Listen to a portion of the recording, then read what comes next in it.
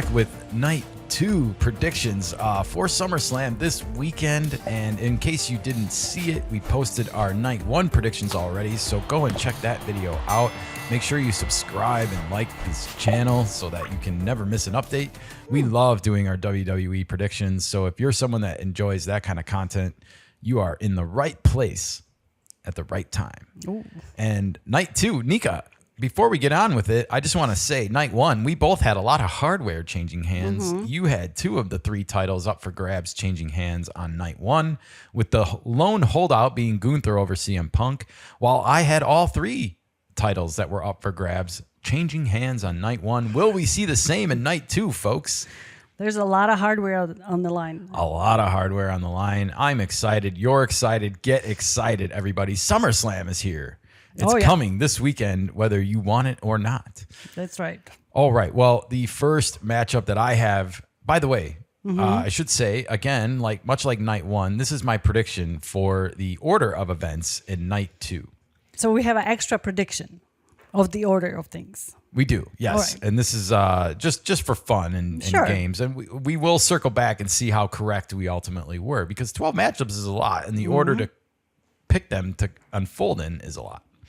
Somebody had to make that, their job to figure out the order. Yeah. I would love that as a job, what's going to have the maximum impact? What's a great kickoff, man? It's like making a set list for your band. Yeah. When you're going on stage, you got to put it in a certain order so that, you can get the crowd hooked early, and then you got to play that power ballad, in the 2/3, 75% mark, and then you got to finish strong. And then you have a penny dropper at the end. A penny dropper. Oh, Nika knows her music terminology, folks. If you don't know what a panty dropper is, you should check out Greta Van Fleet's song. I don't remember the name of it, but it is for sure a penny dropper. Panty dropper. Oy, oy, oy. All right. Well, first and foremost, I'm kicking it off with the men, and the Intercontinental Championship is on the line between these two. It is Dominic Mysterio, the reigning champion, against AJ Styles, who's been stalking him for weeks trying to get this matchup. Of course, we were supposed to see this in Riyadh at the Night of Champions in Saudi Arabia, but Dominic Mysterio came up with a mysterious doctor's note and injury. He's had this doctor's note with him since then. It finally was dissolved last week on Raw, and so now we have Dominic Mysterio back in action. He had a little tune-up match on Raw with mixed tag team matchup. That's men and women together. It was Dominic Mysterio with the Judgment Day Women's Tag Team Champions Roxanne Perez and Raquel Rodriguez against AJ Styles and the Kabuki Warriors, Kairi Sane and Asuka. So we got a little tune-up match with them, and it was pretty good. I think they're going to put on a good show here. I think so. And that's why I think they're a good choice to kick off night 2 of SummerSlam. But, Nika, who do you think is going to win this matchup? This matchup, I'm going to go with AJ Styles. You are? Yes. Interesting. What is the reason for that, by the way? I'm curious what makes you think AJ Styles is going to win. Well, Dominic is coming back from an injury, so they can play that angle that he wasn't fully recovered. Ooh. Or he might turn a face at some point, Dominic. It does seem like that's going to happen, and I wonder if it's going to align with Liv Morgan's return, because I feel like with Roxanne becoming part of Judgment Day, that 3's a crowd when it comes to the women's side of things. And whether or not they retain the belts or not, I don't know if they're a long-term tag team either. But it feels like Roxanne sort of replaced Liv, so Liv's going to need a new direction when she comes back. And yet her and Dom are still close and texting, according to Dom, right? So it'll be interesting to see how this all unfolds and where it all goes. I think Dom's going to retain here. Okay. I think we have a lot of hardware that's going to change hands. This one, I don't think so. All right. I think this one stays in Dominic's hands, and we'll wait and see if I'm right. Do you think, one more question with this, is this the start of a long-term feud between these two, or are we going to see this kind of come to a conclusion at SummerSlam and they're going to go in their separate ways? I'm not really familiar how long their feud has been going on, so I don't know whether that's the end of it. because the gag, the funny bits that they do together is actually entertaining enough. And I hope they keep going if this is a new feud. But if it's an old feud, I will think it will come to the end. Yeah, I'm struggling to remember exactly how the matchup at Night of Champions came to be, and if that was just AJ Styles, like his character at least asking for this matchup. But I do feel like ever since the injury and the doctor's note angle came to be and they canceled the matchup at Night of Champions, that AJ Styles, like the whole feud is blossomed. And it's turned into something that I think maybe they didn't even notice at the time or know that it was going to happen. But I agree with you. Now that it's happened, it's some of the best material on Raw and WWE, period. And so I think they'd be dumb to have this be the end of the feud. And that's one reason why I would say Dom would win, is because if it is going to be a long-term thing, then I think it makes sense for AJ to overcome those demons later. I see. Okay, that can work also, but you can also flip it. You know, if AJ wins, Dominic will try to demand a rematch. He will, and you know, but I also keep in mind with what you're saying, and if he is going to turn face when Liv Morgan comes back or about then, who knows? Yeah, that does. Either way, I think either opportunity, whether he retains now and holds it until then and then loses it, or whether he loses it now and then earns it back later on down the road or along the time when Liv comes back, either one works for me as a scenario. But yeah, like if you turn him face later and have him win the belt back again later, maybe that's a double win. Is there such a thing? Maybe. In wrestling, who knows? All right, well, we got to flip over to the other side of the Intercontinental Championship, and that is the women's side. And this is a matchup of staleness that returns once again. It is Becky Lynch defending against Lyra Valkyria for what? The third, fourth time these two have locked horns since WrestleMania.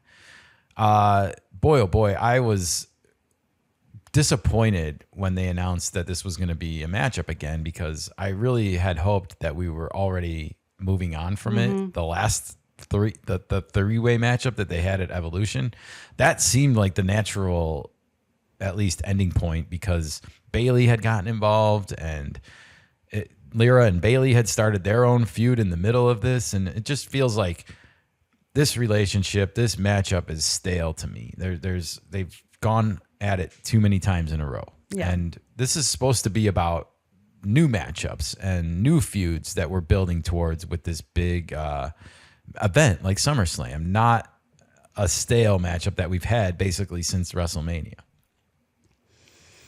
Anyways, I'm not happy about it, but we have to predict who's going to win this one. Nika, who are you taking in this matchup? Yeah, I want to say Becky, but at the same time, if Lyra loses, she cannot challenge Becky no more, because that was the agreement that they made. So that is limiting her ability to grow. It is, but it's also has real stakes on the line, and it would put a permanent end to this feud, it does need to go. This feud does need to end. And you know, I noticed, I don't think Becky has the stipulation that if she loses, she's going to be able to not challenge Lyra back. I don't think that stipulation exists. No, I don't it's only think so. on Lyra's side of things, where Becky's like, if I beat you again, then you cannot challenge me. So that's what kind of makes it more interesting for Lyra to win. That way there's, you know, she can always come back and fight Becky. She could. The question I have is Bayley gonna interfere in this fight somehow, or is Bayley gonna turn heel? I think that's a good observation by you. If you didn't see it last week on Raw, Bayley had an odd interview where she was kind of like feeling left out of SummerSlam because she doesn't have a matchup. She missed WrestleMania because of an injury, and she kind of seems at this like crossroads in her career. And you just wonder, is she going to get involved? Because she was involved with this feud up until recently, and then it kind of went Lyra's way. It's a fascinating detail to bring up at this point. I think Bayley does get involved because of the interview that happened on Raw and the somberness.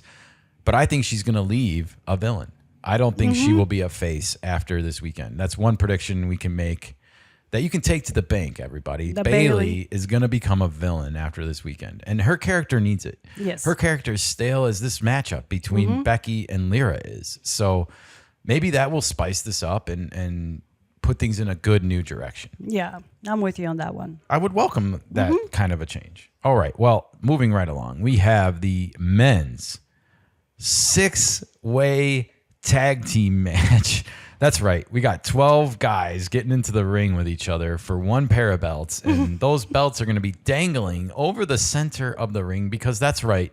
This is a tables, ladders, and chairs match. Oh my, Nika. TLC is going to be in the house at SummerSlam. Is this your first TLC match? Yeah, with a lot of oily men on it. She's a TLC virgin over there, folks.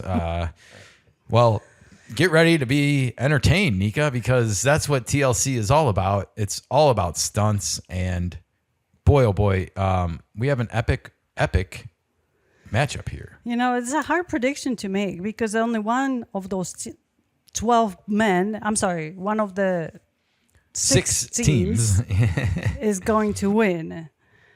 Correct. And just for the record, these are the 6 teams. We have the Wyatt Sicks, who are the current WWE Men's Tag Team Champions, not to be confused with the Judgment Day, who hold the World Championship Tag Team belts.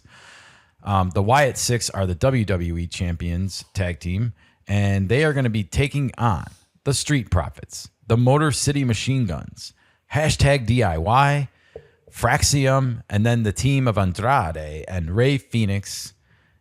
All 12 of these men, 6 teams, will be duking it out, and it is a tables, ladders, and chairs match. So someone will have to climb a ladder, ascend however high, many feet in the air, and grab those tag team titles, Nika. So it's similar to Money in the Bank suitcases. Yeah, Hanging. It's a great comparison, and this is this has a potential, I feel like, to be one of the most memorable matchups of this SummerSlam. And my hope for this matchup is that it brings relevancy and it brings a bit of stature to the tag team division that I feel like is lacking. Like, we've had big time problems getting engaged with the tag team division, especially the men's. It's just been a lack of, I feel like, interesting content. It's been unappealing. Here's an opportunity for these guys to come in and do some heavyweight stunts and do something memorable and something that's going to go down in history as one of the biggest and best tables, ladders, and chairs matchups of all time. Having said all that, Nika, the long setup, you got a lot of choices here. Who is going to be walking out of that matchup with these titles? I'm going to go with the Andrade and Phoenix because I'm familiar with these two. Yeah. I'm familiar with the Wyatt Sicks a little bit, and I know they just got their belts. So maybe they retain, but if I have to make a decision, I will go with Andrade and Rey Fenix. All right. That's a good guess. My heart is in the same place as yours. My heart tells me that Andrade and Rey Fenix are going to win this matchup. However, my mind is in conflict with my heart over here on this one because I also feel like the Wyatt Sicks just got these belts not too long ago. And I feel like the whole tag team division just needs to be lifted up a little bit. And that's really the function and point of this whole production that they're putting on here with these 12 men, is to elevate the entire division, all 6 of these teams. And I agree with that. And then to let it play out a little bit, and some new matchups will form here. We need some new rivalries. They all need some new blood. They all New of them have material. wanted is the championship, and as you know, that's what it's all about. I'm not going to argue with that as a performer, but as drama, it doesn't sell because there's nothing personal at that point. It's like, I just want the hardware. I don't have a feud with this person, and we need the drama as part of it as well in order for it to work. Absolutely. All right, so I think at the end of the day, I'm going to make a tough choice here and go with the Wyatt Sicks as my final prediction for this one. They are going to retain. So That's my second choice. So that's my second choice as well. Did I announce a prediction for the Becky fight, or did I? I don't think you did. I don't know if I did. I'm kind of conflicted the same way I am with the tag team matchup, to be honest, but I think my heart wants Becky to win because I just feel like she's a better performer on the microphone than Lyra. My head is arguing with my heart because my head thinks that why have this matchup again unless they're going to do something with it. I'm going to go with my heart for the women's Intercontinental match and stick with Becky. And I'm going to go with my head for the men's tag team matchup and go with the Wyatt Sicks. Okay. Final predictions. Final predictions. Becky versus Lyra. I want to stick with Becky to get this feud over and be done with. All right. So moving on. We have this matchup, which I also feel like has a huge opportunity to go down in history as a cult classic matchup. And that is, of course, the United States men's champion Solo Sikoa in a steel cage match against Jacob Fatu, his once former brother, now turned enemy, and Nika. Mm-hmm.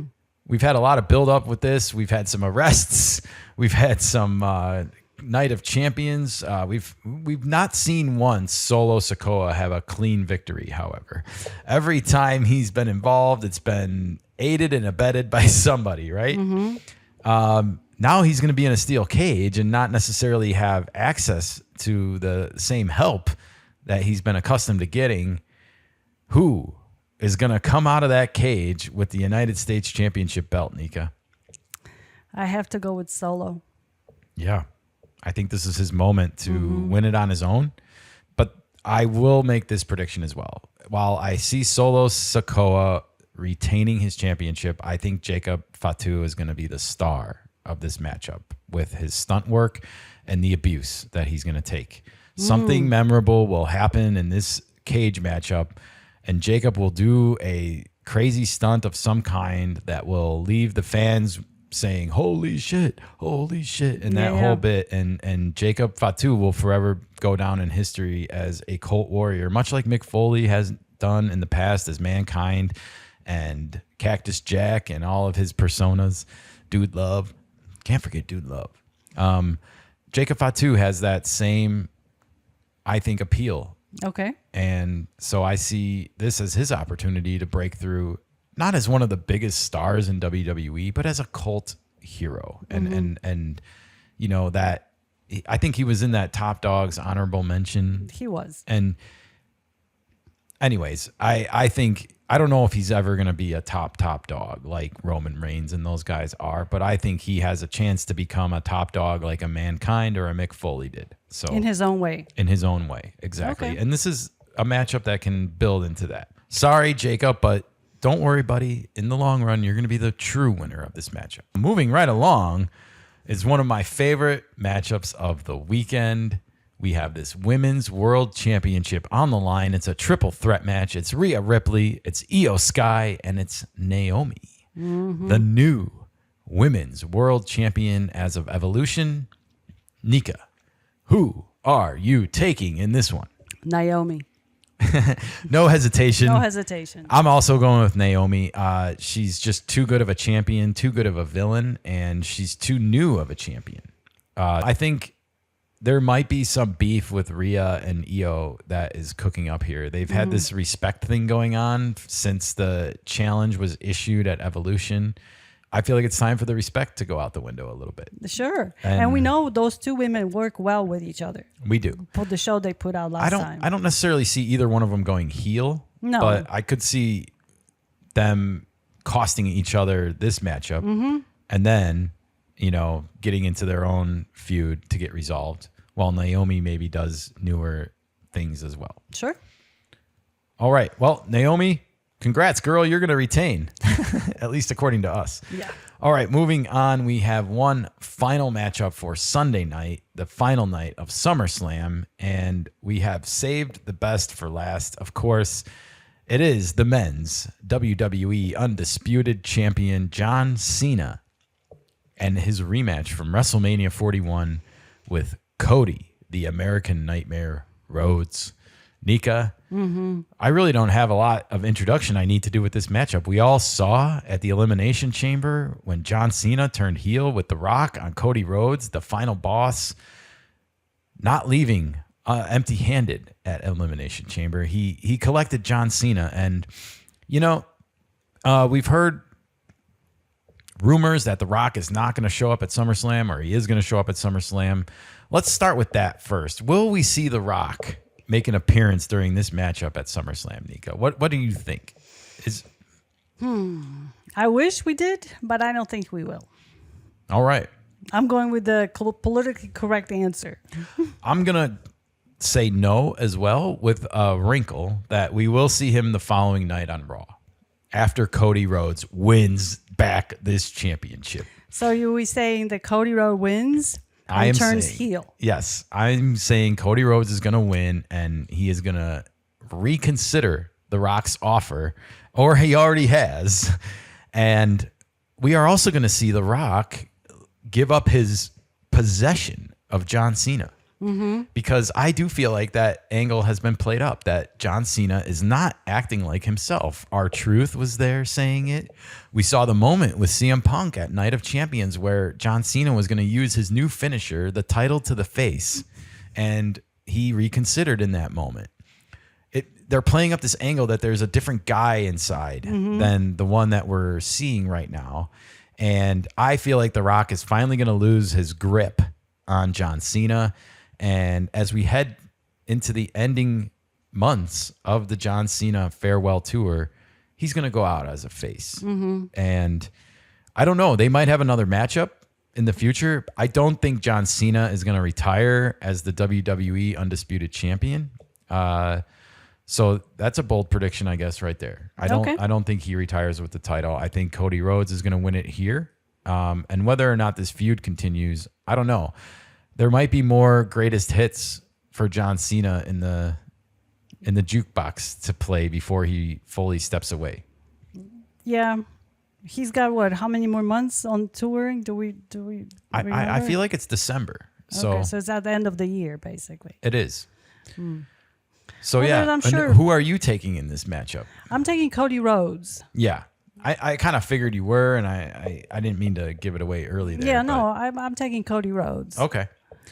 Yeah, we both have been kind of feeling like he's been turning heel, and then this is going to be the big moment in SummerSlam, and the big drama is that Cody Rhodes is going to turn into a bad guy. Right, and it's going to end on the cliffhanger like that. Indeed, and then we will see some crossover. We will see him come out on Raw the next night, and that's when we might see The Rock welcome him back into his arms. So, all right, well, that's our SummerSlam 2025 predictions, both nights in the can. If you missed part one, make sure you go and check that out. But let us know in the comments below. What do you think of our night two predictions? Are we spot on? Did we miss some? Are we off here? Are we on here? Let us know. We love to talk about it with all of you, and we love talking about it here on the Kanika Sports Show.